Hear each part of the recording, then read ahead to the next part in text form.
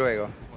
Ayer estábamos hablando con Darío del tema, lógicamente, Estados Unidos. Creo que fue cuando mostrabas el video de Ronald Reagan, Claro, que había subido el gobierno de China.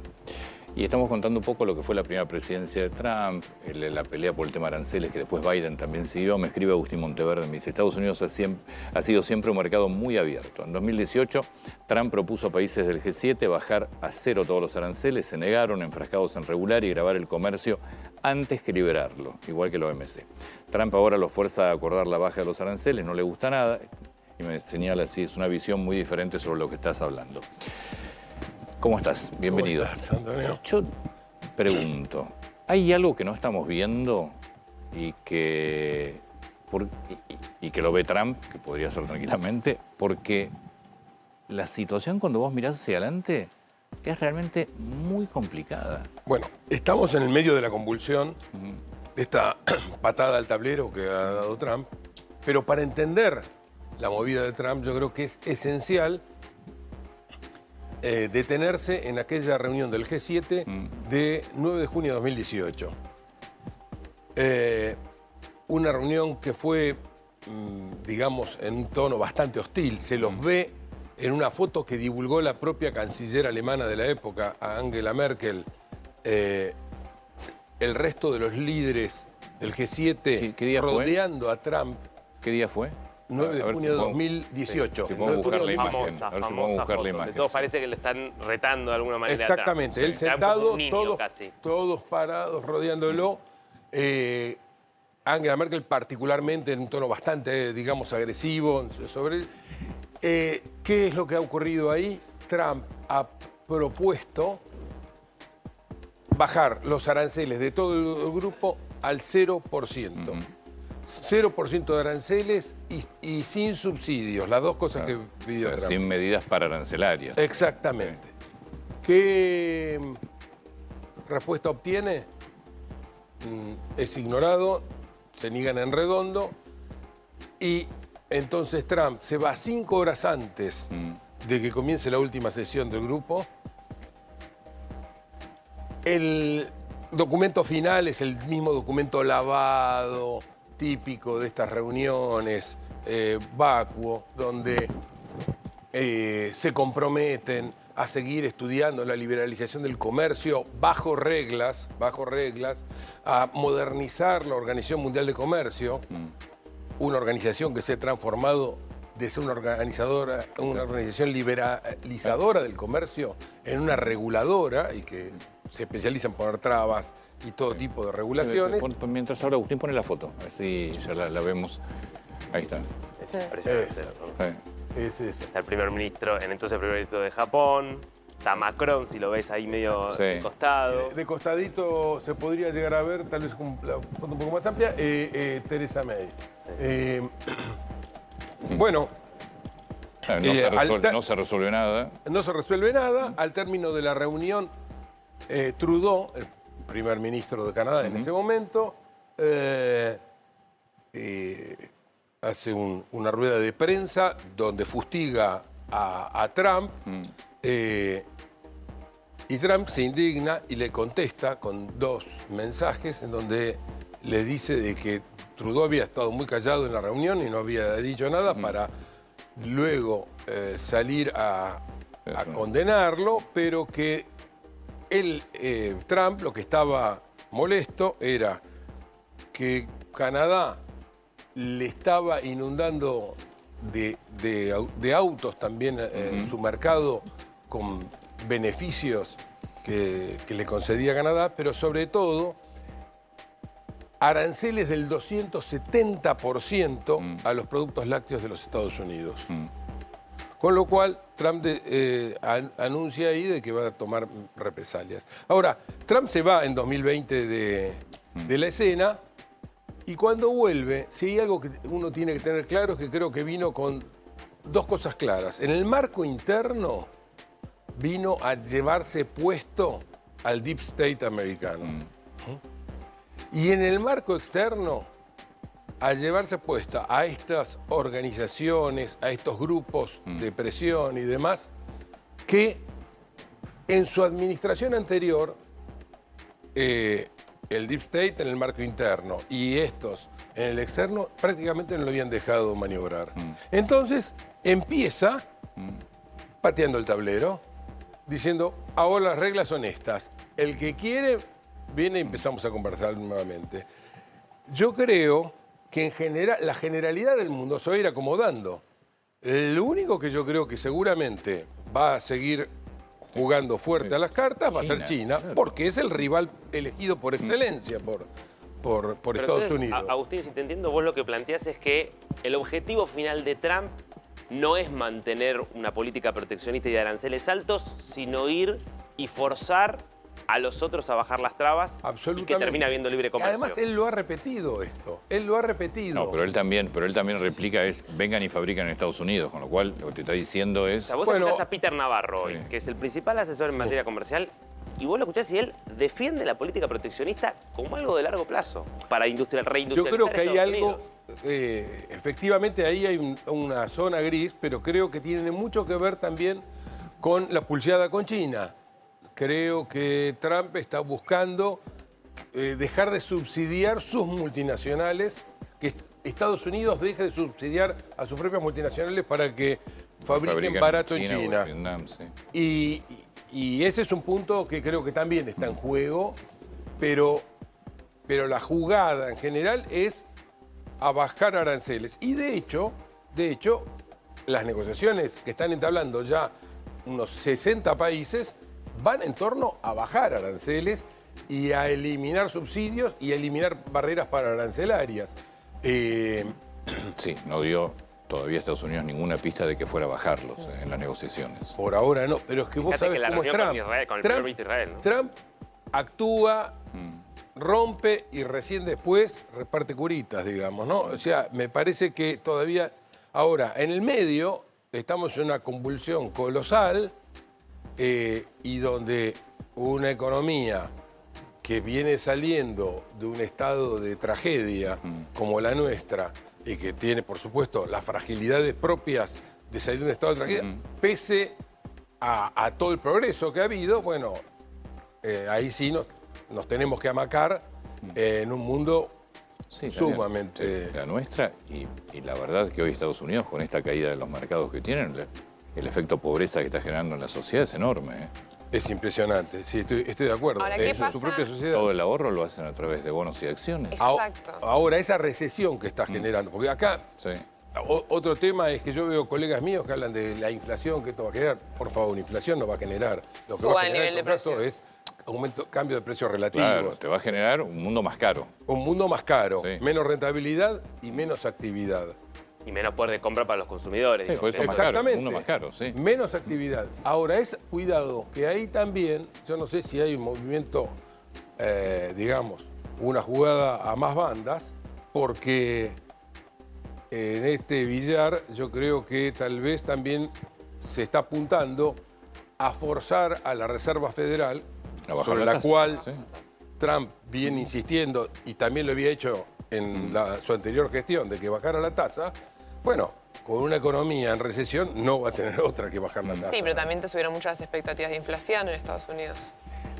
A ver, las expectativas de inflación, yo creo, a ver, de esto lo que sí vas a tener es mayores costos de abastecimiento y un golpe de precios, pero en realidad, por decirlo así, de única ronda. Esto no, Sí, el nivel. claro, esto no es...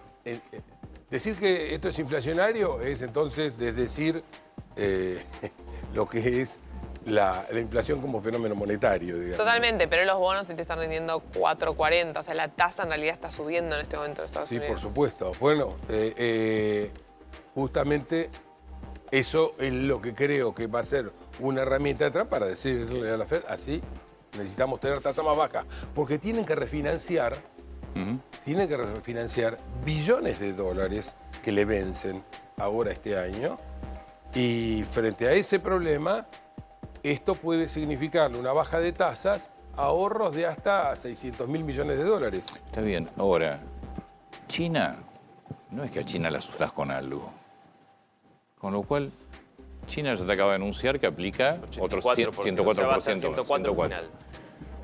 Es que no creo que a China, en definitiva, la asuste. Lo que ni que exactamente pretende. Si China supuestamente se aviniese a esto, bueno, puede ser que lo... Pero no creo que esté realmente considerado eso como posibilidad. Creo que en el caso de China a lo que apunta es, en todo caso, a dejarla en una situación de vulnerabilidad a China. A China. Y si China deja en situación de vulnerabilidad a Estados Unidos, Claro. ¿se queda Bueno, cruzada de brazos esperando que se desangre el mercado de Estados Unidos? Porque la que tiene superávit comercial es China y es gran tenedora de deuda de Estados Unidos. Bueno, lo que va a haber, lo que tendríamos que ver es si va a seguir teniendo superávit comercial después de esta movida. Está bien, hace 20 Este es años el tiene. punto. Claro, justamente con las políticas que siguió Estados Unidos Obvio. desde la posguerra hasta hoy. Pero ¿qué pasa con la economía Ahora, de Estados este es un Unidos cambio entero del juego. si China no flexibiliza? Si China no flexibiliza, una de las cosas que puede pasar es que China sea la que también se tienda a aislarse. Porque el principal mercado de consumo del mundo siguen siendo los Estados Unidos.